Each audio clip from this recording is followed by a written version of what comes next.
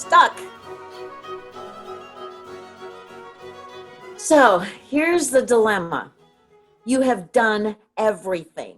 You have done everything that anybody has told you to do. You've created everything they told you to create. You have done everything they told you to do. And here are the things. Check them off. You have a good resume. You've changed it up periodically. You've got a great cover letter.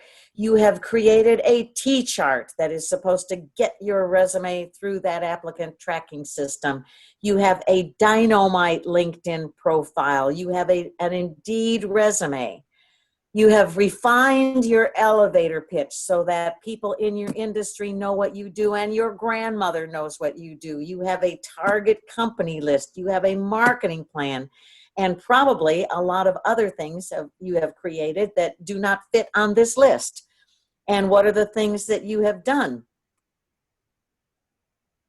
You have attended job club meetings until you're sick of attending job club meetings. You have connected with at least 200 people on LinkedIn. You have job scanned your resume. You have job scanned your LinkedIn profile. You have had at least 10 informational conversations. We're not supposed to call them informational interviews anymore, but you have had those blasted conversations. You have applied for at least 50 jobs. You have done what I told you to do. You have changed your resume every single week so that you would come out as new blood. You have joined a SWAT team or a career action team. You have networked your blasted way till you're sick and tired of networking like a banshee. And what do you get from all of that effort? Oh, first of all, I have another one. Have you really done all those things? Sometimes you think you've done all those things, but if we really held your feet to the fire, you have not actually done them. And in fact, I'm going to tell you a story about someone. This came long ago. I've been doing job search skill training for over 40 years. And I can remember a guy back in East Texas where I used to live who came complaining to me exactly what I have just laid out. He said, I've done everything. And this isn't a smaller town. It was 70,000 people. So it's pretty easy to contact every single company in your career field. And it seems to me that his background was something like graphic design or something. So he was going to reach out to every single printing place and graphic design house and publication company. I think we had a long list of them. And he said he had done cold calls. He had outreach to every single one. And I said, so which ones? Let me just get a feel for which ones. He said, all of them. And I said, well, yeah, okay. Just give me some names so I can kind of make a list, see if I know anybody there. I've done all of them. And he was so adamant about it. And finally, I got him to give me some names, and he had contacted 3. And none of those 3 had anything for him. And so he really hadn't contacted all of them, but it felt like all of them. And any of you who have done sales, or any of you who have done any kind of aggressive outreach in your job search, I don't know how salespeople keep on doing it. They have, sometimes they have warm leads, sometimes they're cold calling companies, and they might contact, I don't know, 10 a day, 20 a day, and you just keep getting, nope, we don't need any, nope, we don't need any, nope, we don't need any, we already have this, we already have a company that provides this, until finally you get to the bottom of your funnel and there's somebody that says, yeah, show me your stuff. Do you have some brochures? Let's talk. We do need some of your products. But it is a numbers game. And so sometimes it feels as though you have saturated the market, that everybody knows who you are. Everybody knows what you're looking for. And you haven't really done it. You haven't exhausted all the possibilities. And it's easy in Austin to feel that way and still not to have made much of a dent in the market, because there are so many companies that nobody knows about. And how are you supposed to find all of those companies in your career field? Sometimes you get lost in Austin and you're wandering around and you turn into a driveway, and it's an industrial park that's got, I don't know, 75 companies in there that you never heard of before. And it's like, wow, look at this. And there are those little pockets of commercialization all over this city that nobody knows about. You can get some lists from the book of lists. You can get some lists from, the 50 best companies to work for in Austin, but there are many, many more than that. And how in the world are you supposed to find out who they all are? And so yeah, sometimes it feels as though you have really done everything you're supposed to do, and yet you have barely scratched the surface. And what you get from sometimes all of that outreach, in case you don't recognize that would be crickets. Nothing, nada, zero. Okay, we get it. We completely understand it. We understand that this is what you feel like doing practically every day, multiple times. And if not this. A sign of depression is that you find it more and more difficult to even get out of bed. And we've had lots of people in Launchpad who have suffered from situational depression because this whole world is not functioning the way it should. And so getting out of bed, starting your day one foot in front of the other, setting goals, reaching those goals gets harder and harder and harder. And you say, I've just done it all and it's not working. I don't know what to do next. I am stuck. So I think sometimes with some people, it helps to think of job hunting in terms of a metaphor. How do you get unstuck? Your pipes are plugged. And so think of the fact that you are looking for perhaps a plumber. So this is the most simplistic metaphor. Job hunting is like plumbing.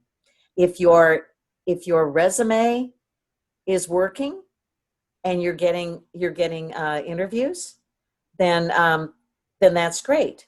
But if your resume is not working and you're not getting interviews, then that could mean that the problem is your resume. It could mean that they liked your resume, but then they looked you up on LinkedIn and they didn't like you on LinkedIn. So those two things, if the resume comes first, then very often they'll look at you on LinkedIn.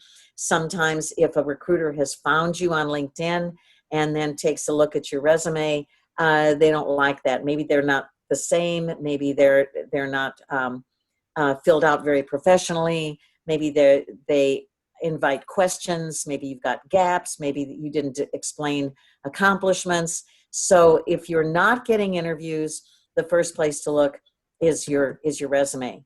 But if your resume is working, you're going through that pipeline, but then you're getting interviews and then you're not getting offers, then maybe there's something going on in your interview presentation.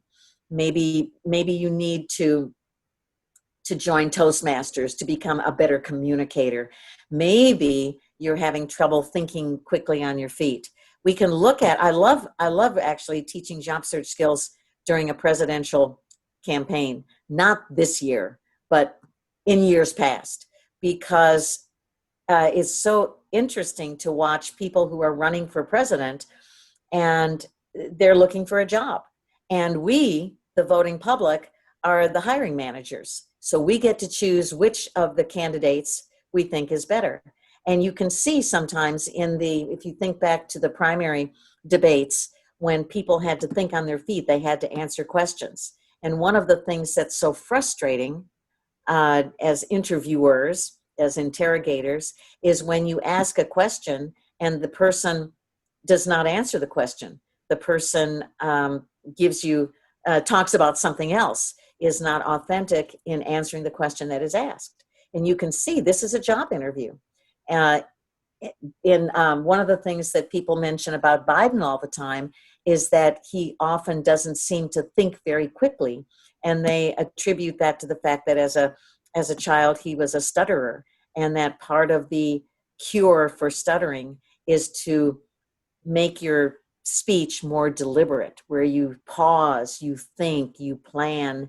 And so it is supposed to be something that will help you with stuttering. And they say that's why it appears that he's a little bit slow on the uptake. So who knows if that's how it works. But at any rate, being focused in your answer and being a good communicator is something that can be improved. And it can be improved with Toastmasters, and it can be improved with Big Interview. It can be improved with all kinds of feedback and hard work on the part of the interviewee. So if your problem is interviewing, then talk to me. We set up, we can do mock interviews. We used to do those every week at Workforce Solutions, and we used to do them once a month with Paul making videos of you. And he has been asking me if we can work that in to do that again, where we can videotape you doing Zoom interviews and give you some feedback on it. And so if you would like that service, let us know. Paul is wonderfully accommodating if you'd like to do that. And so we can give you, those of you who are in the ACC class can do that through Big Interview. And we're happy to evaluate you that way. But at any rate, we'll set something up. You'll like it. It'll help. All right. Here's a helpful, possibly helpful metaphor number 2. Job hunting is like selling a home.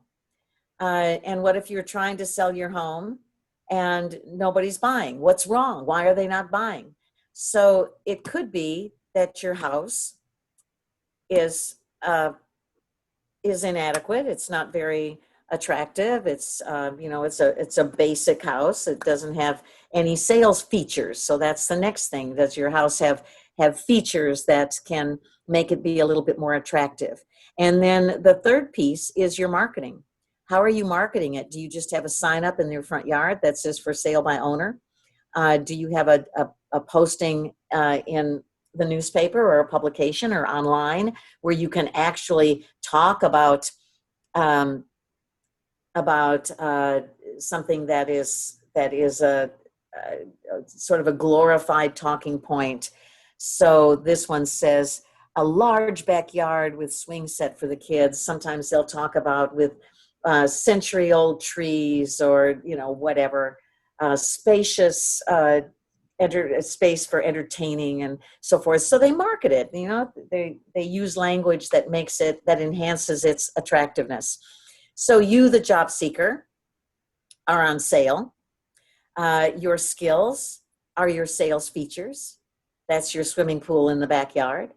And your resume and your social media presentation are your marketing tools. So once again, if you are just presenting yourself as kind of a ho-hum run-of-the-mill job seeker, why in the world would anybody be interested in clicking on more? Why would they want to take a tour, essentially? So you have to brag about your features, whether these are hard skills, whether it's software programs, whether it's soft skills, whether you are able to. One of the things that Matthew Roberts, PhD, has on his LinkedIn profile in the About section, and he's going to have to help me if I screw this up. It has something like he is able to create partnerships, working relationships among people who are not naturally partners.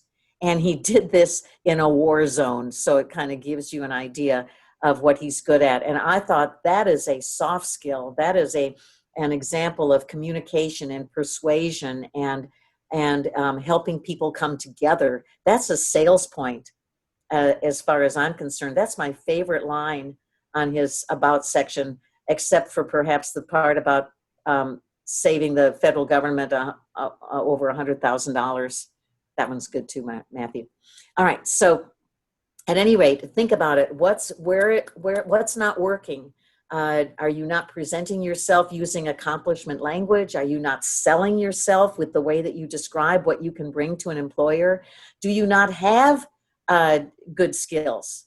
Do you need to take some classes?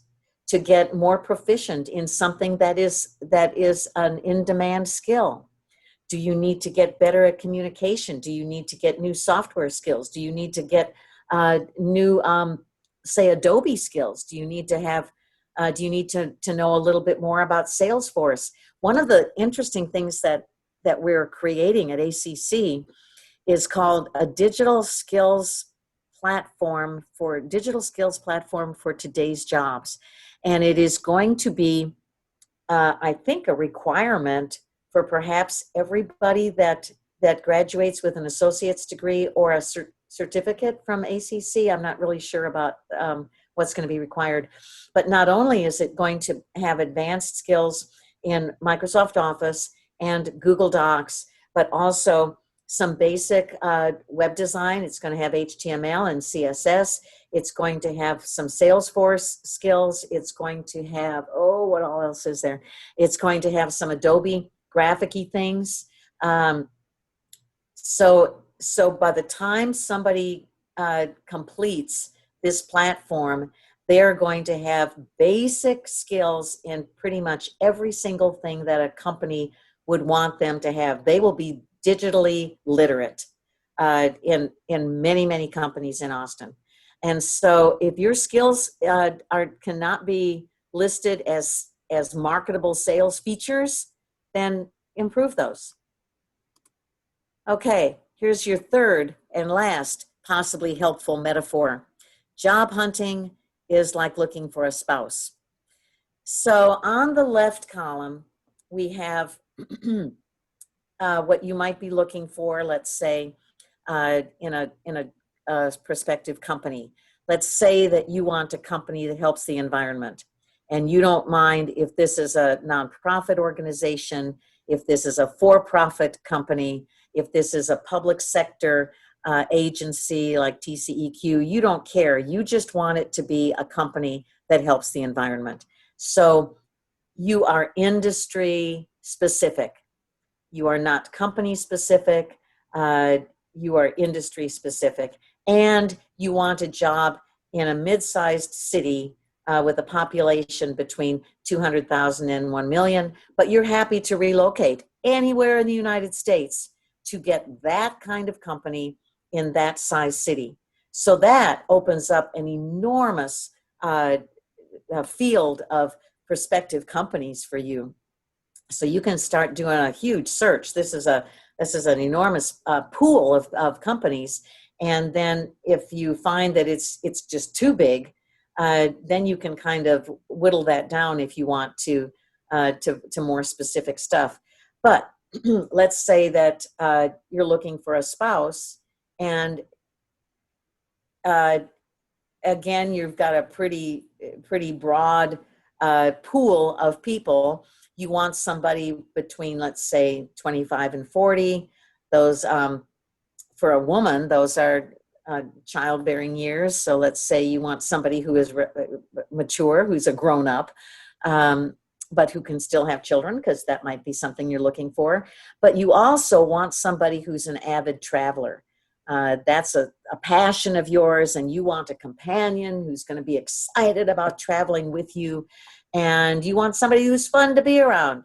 So you have not been specific as to how much education they have, anything like race, not even looks, although I think if you're a man, you really care about that.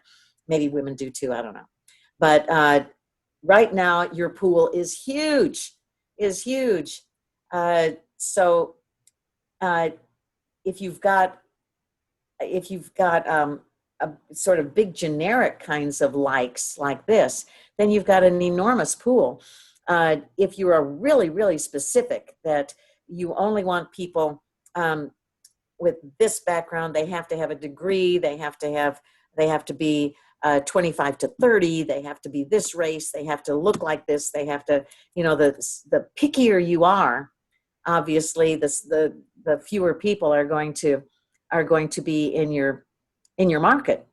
And so if you're not successful in finding that person, then you need to branch out. You need to expand to the next circle in your target. The center of your target is too narrow.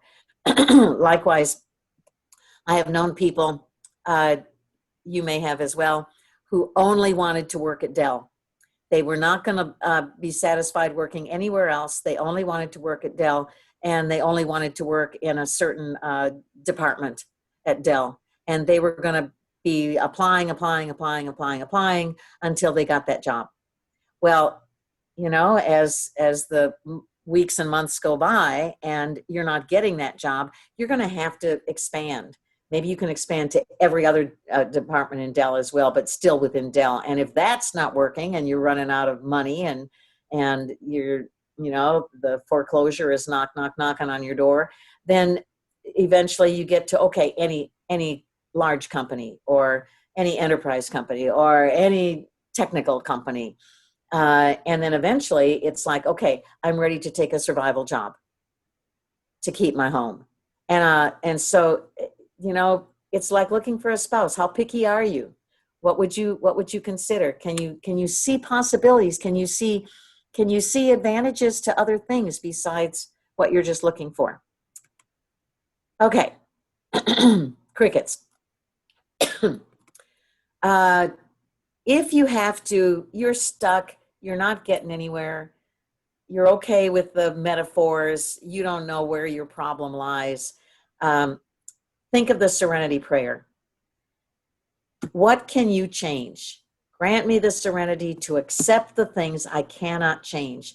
You perhaps cannot change the fact that a company is not hiring you.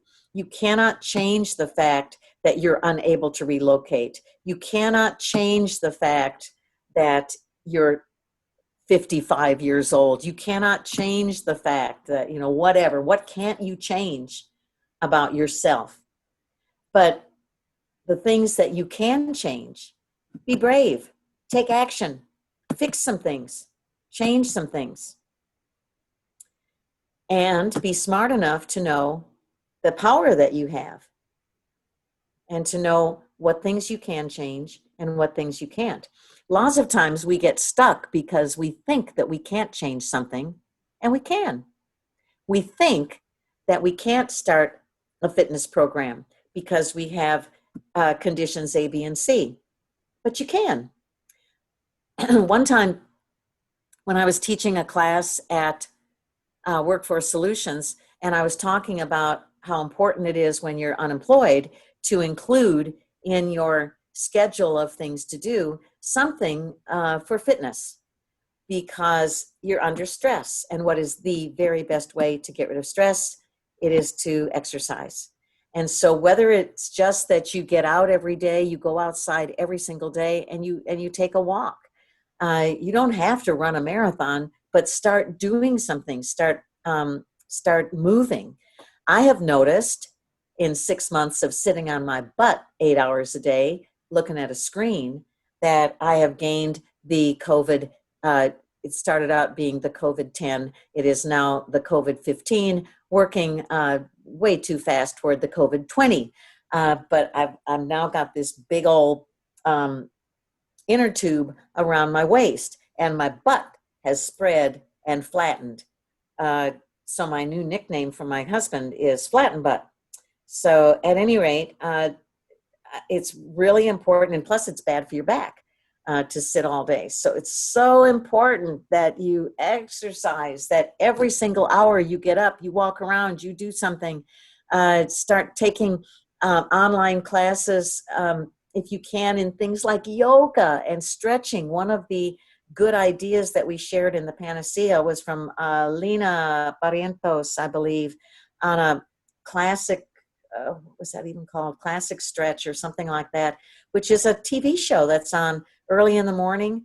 And it's simple stuff, but it just helps you be able to move more. But anyway, so in that class, I was talking to people about exercise, and I said, how many of you are currently actively involved in some kind of exercise program? And this class had about 15 people in it, and one person raised his hand. Some of you may know him, except I can't remember his last name. His first name is Tony. His last name starts with L, but he's in a wheelchair. And I said, you're kidding me. The only person that's in an exercise class is the guy that's in a wheelchair? That's shameful. And then I said to Tony, tell us what you do. What do you do every day? And he goes through this huge exercise routine to exercise his upper body, which is all he's got to work with. But at any rate, exercise is something that you can do, even if you have an illness, even if you're in a wheelchair, even if you're 100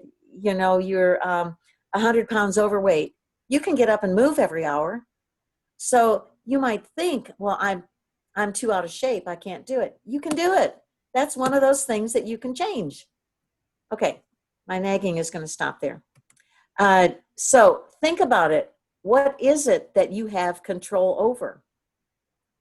One of the things that was always so irritating to me was that line that is true. I just didn't like it. And it said, you cannot control the things that happen to you, but you can control how you react to the things that happen to you. And the one time that I went through a really sad time in my life, and I was all boo-hooing and messed up, and I read that line and I thought, man, if you were here, I'd slap you across the face for saying that to me. You think I choose this, that I can control this. But anyway, it was actually very true. You do choose how you're going to react to something. And you control a great deal. You don't control how old you are, but you can control how you look. You can control if you look your age or if you look younger. You can control how much sleep you get. That's a way to take 10 years off your life. Get 8 hours of sleep every night. So anyway, think a little bit about it. And if you need to, make a list of what you can control and what you can't control. You are the decider. Who can tell me who first used that term?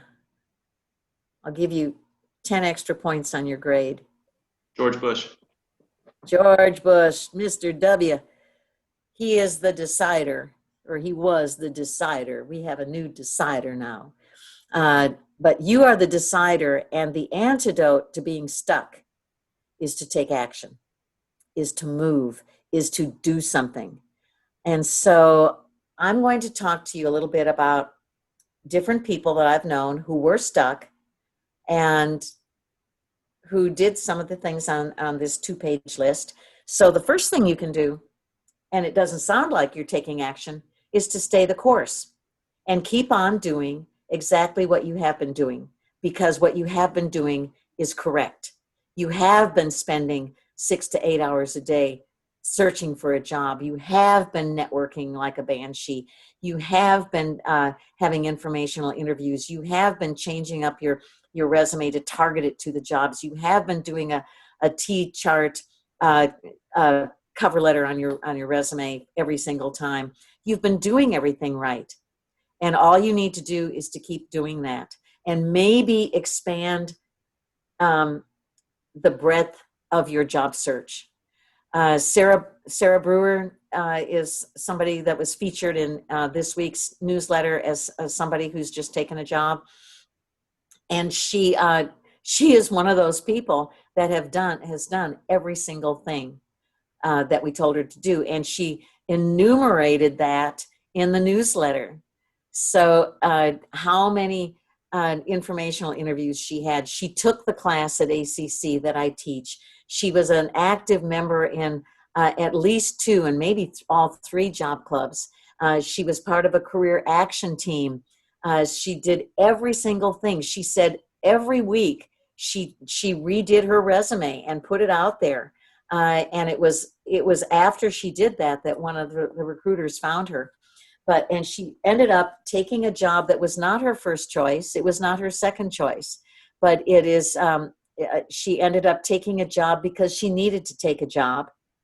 And she has found that there's a lot for her to do, a lot for her to fix, a lot for her to, she's a marketing leader, an executive.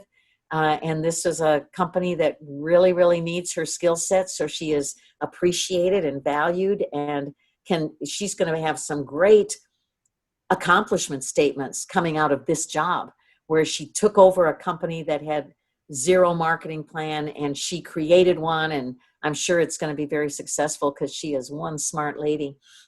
So she stayed the course. She was very persistent, even though she was absolutely in that hair pulling situation a lot of times. And one of the things that I just marvel at her was every single time that I saw her in our class or at Launchpad, she was upbeat, she was positive, she was putting in suggestions to help other people.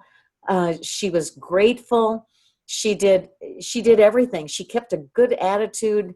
None of us saw her pulling out her hair and being depressed and frustrated, but it happens to everybody. But she's a good actress. And one of the things that I've always said is when you leave home, or in this case, when you're in the public, you're virtual with other people, you've got to be upbeat. You've got to be positive. You've got to be smiling. You've got to be to be the person that helps other people, helps them stay motivated, because that's the role that you all have. So she stayed the course. She was persistent, and it worked out for her. I've told many of you this little trick before. One of my people from years ago, we always talk about the structure of an interview, which is the same as the structure of a sale. No, no, no, no, no, no, no, on to a long time. And then finally, the last no is followed by a yes. And that's what it's like to sell. You keep trying to stretch your stuff and sell until finally you get a yes. So this girl took a big piece of poster board, and she affixed it to her refrigerator, and it was full of a long list of no's. I don't know how many, let's say 50 no's. And every time she would get a Dear John letter, or every time she would miss out on a job that she'd applied for, she would take her magic marker and she would cross out that next no, and she would do a little happy dance, and she would say, yes, I'm so excited. I am one no closer to my goal of yes. And so she celebrated every rejection. She celebrated everything that didn't work, because she knew, I'm doing everything right. I'm staying positive. I'm doing the right stuff. And eventually this series of no's is going to turn into a yes. And I'm on it. Persistence is the key to a job search. Volunteer. I had a job club member years ago, back in 2005, and he had been, I think, doing everything he was supposed to do. But Katrina happened. And when Katrina happened, and they were desperate in Austin for volunteers, he decided that he wasn't working. So he was going to go down to the convention center, and he was going to volunteer and do whatever he could. And he said, it's just as if in taking action and in getting out of myself and helping those other people who were so much worse off than I was. Not only had they lost their jobs, they had lost their homes, they had lost their material possessions, they had lost their memories, they had lost family members sometimes who had died in the storm.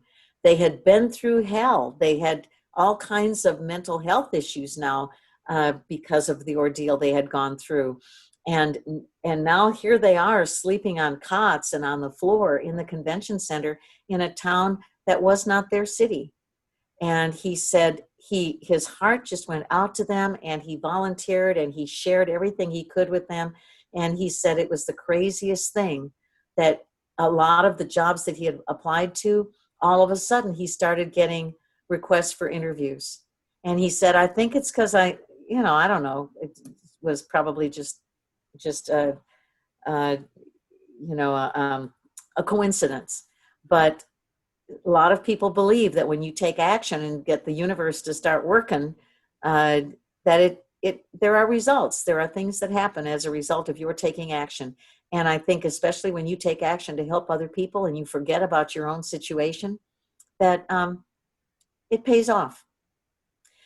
Joining a SWAT team, that's what we call a little networking team, an accountability team, search with a team.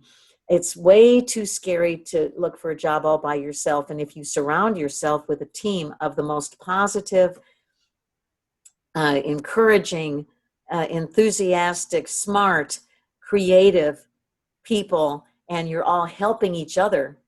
You set goals for the team. It's an accountability team. Each week you meet and you say, okay, what did you do in reaching your goals? Why did you fall off the job search wagon? Why didn't you, what got in the way? How can I help you prepare for this interview? Let's critique each other's resumes. So you're sharing leads and connections and support and encouragement. And it always works better when you have a team of people who are helping each other. You're all used to working as a member of a team. And it's too hard to do this by yourself. And especially if you have family members, so you're surrounded at home, by family members who perhaps are stressed out themselves and are not that supportive of the efforts that you're making. So support yourself with a family of choice who are all job seekers who understand how hard this is and can help you stay positive and stay focused and move forward and take action. So create a team. For the very first time, we've been teaching these ACC classes for years now. And for the very first time, we had one that's now created a LinkedIn group for the people that have gone through that course. And I know people who have been laid off from companies have created a Facebook group of support for all of the people that got laid off from their company. And so whatever you want to do to stay connected to people, stay connected to the job seekers that you've met, stay connected to job club members. So we have a LinkedIn group. We have a Facebook group. That can be your Facebook group, your LinkedIn group, where you share information and so forth. If you want to use ours, you're part of us. If you want to create your own with your own little team of people that are working together to find each other jobs, you can do that. But create a support group that you can tap into whenever you need to, whenever you're at the hair pulling stage, or as Gary O'Neill likes to say, your hair's on fire. You've got too much to do and it's not making sense. Learn something. Upgrade your skills. It's best if you can learn skills that are going to be applicable to your job search, but learn anything. Keep your brain cells active. Learn a new language. Take a class that you're interested in. Learn photography. Learn flower arranging. Learn about, do a master class where you just do a deep dive into foreign policy or the Middle East. Don't embarrass yourself by not knowing where countries are, what's going on, what are the dynamics of going on geopolitically. Figure out those things and just get smarter. And then when you get into an interview and somebody says, what have you done that's constructive since you were last employed?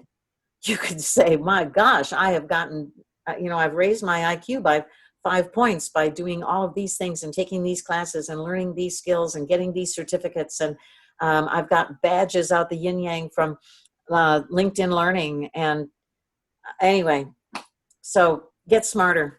Just get smarter. Learn whatever you can. Improve your appearance. And a large part of that means sleeping and exercise.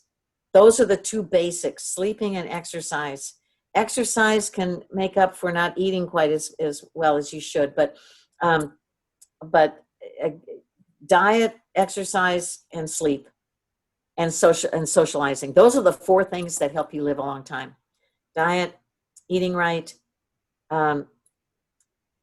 Eating right is diet. Okay, eating right, exercise, sleep, and socialization.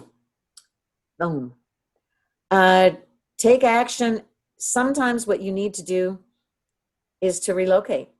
There was a job club member that we had named Mary. She was so smart. I think she is a writer, like a content developer, I think. I just loved her. We had another little job club at Workforce Solutions, and she would come in every day and introduce herself, and she would say something like, "Hi, jocular job seekers. So every day she had a little alliterative something that would, and sometimes she said, I've brought a little gift bag for everybody. I'm cleaning out my house and I have these gift bags that I've brought for everybody to keep your spirits up. Oh, I loved her. And she was just brilliant at targeting her resume to the different companies that she applied to. But this was back in the recession, like 2008 or something like that, and gosh, nobody was hiring her. And so finally, she decided that she was going to be willing to relocate. She was going to have a couple other cities that she put on her "I'm willing to work here" list, and she ended up getting a really good job, but it was in Minnesota, which is where she had grown up. So she'd gone back to her roots. She had family up there. She understood what it's like to be cold, and she took this job that she got and she made it her own. She kept suggesting different initiatives where she could tell stories about the client base of this company, and created something that really shot her to the top of her career field. So she opened up new possibilities by just being willing to relocate and rewriting your resume. When Sarah Brewer said that she rewrote her resume, I think she said every week, but I think she made some pretty massive changes to her resume, in the organization of it, in coming up with new stories, new accomplishment statements. But that was pretty amazing. But when you rewrite your resume is your story. It is who you are. It is what you're made of. It's what you're passionate about. And I think those things are not static. I think that everybody is evolving. And as you are evolving, you grow most during adversity. You're learning things. You're learning life lessons. And you're appreciating things in a different way. You're going off into new directions, and you're reinventing yourself based on the new reality of who you are and where you are and what's going on around you. And so you can demonstrate that evolution in your resume.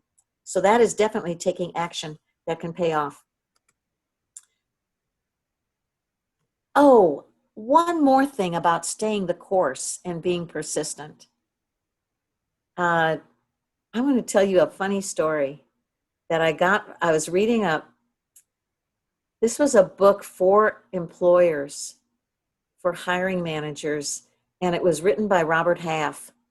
And in that, Robert Half talked about a job seeker that had hired him to help him market himself. And so this guy was an engineer, and he had some incredible engineering gifts, but he was just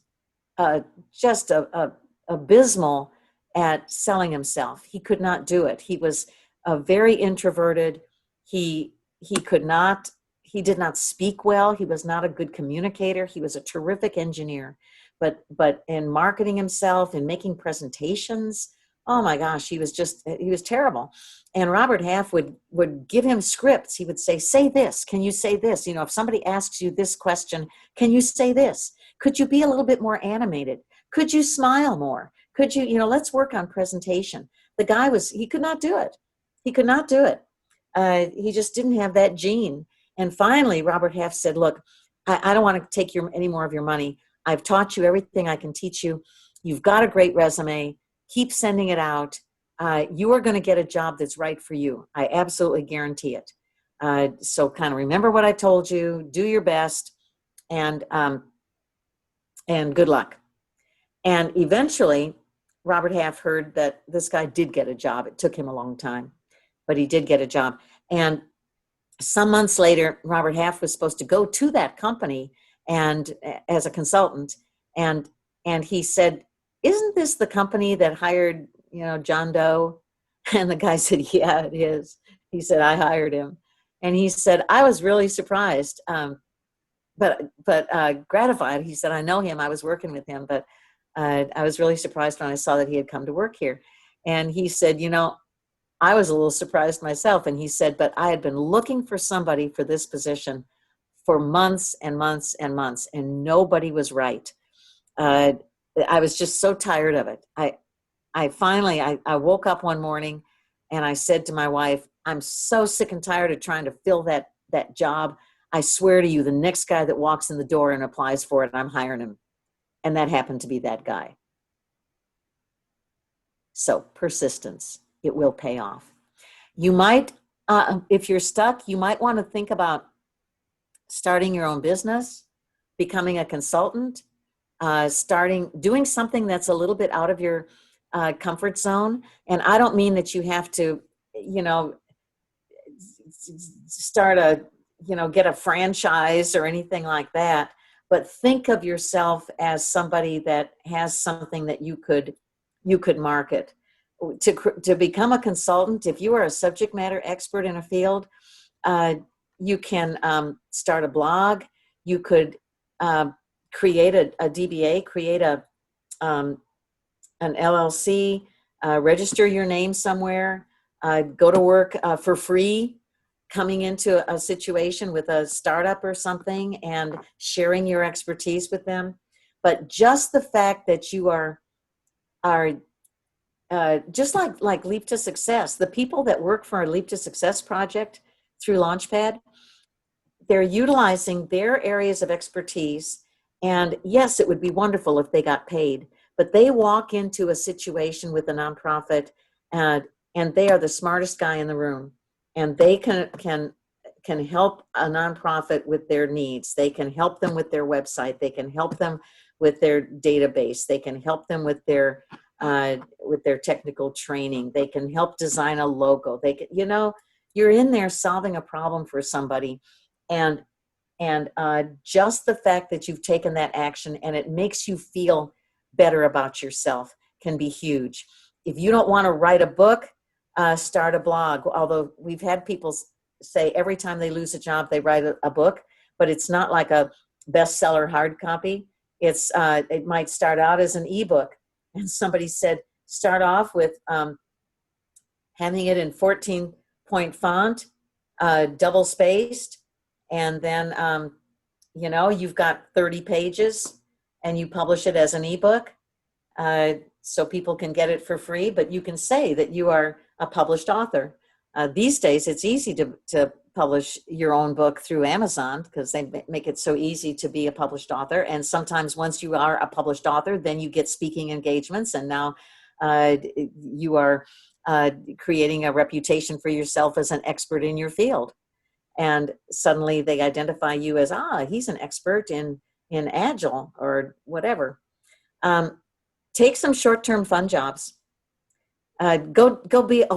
We had a guy who used to be the the director of quality assurance at Dell. And he lost his job at Dell. And this was during the dot-com bust. And so there were no jobs. We were just trying to keep people alive. Everybody was bringing casseroles to the office. I mean, it was bleak.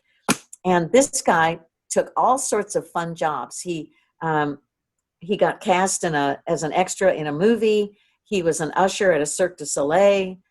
I think he did some work at the football games at the stadium at UT. I can't remember everything he did, but he took fun jobs. And so sometimes it's kind of fun to do that. We've got folks who do the little things like delivering lunches, so it brings in a little money and you're getting out of the house and you're meeting people and you're seeing where businesses are and you're kind of deciding where you want to work. So take some short-term fun jobs. Sometimes you want to take a break from the job search completely when you're stuck and go camping. Go, take a little road trip. Outdoorsy is an RV sharing company. There's an RV share company in Austin that just got $60 million. So you can, or borrow one from somebody, borrow an RV from somebody that you know, or take a tent and just go out in the woods. Go to a state park, and just go for walks. Don't think about your job search for a while. Just free your mind. Just go somewhere new and have fun, and come back to it, and it'll be all new. Maybe you got some requests for interviews waiting in your mailbox. And the last thing is get involved with something that you care about. You care about climate change. It's a big deal to you. Join an organization that's full of activists who care about that. Look for a job 6 hours a day and spend a couple hours a day really getting active with something that you care about. And I guarantee you it's going to invigorate your life. Just take action. Do something. Activity is the antidote to despair and to being stuck.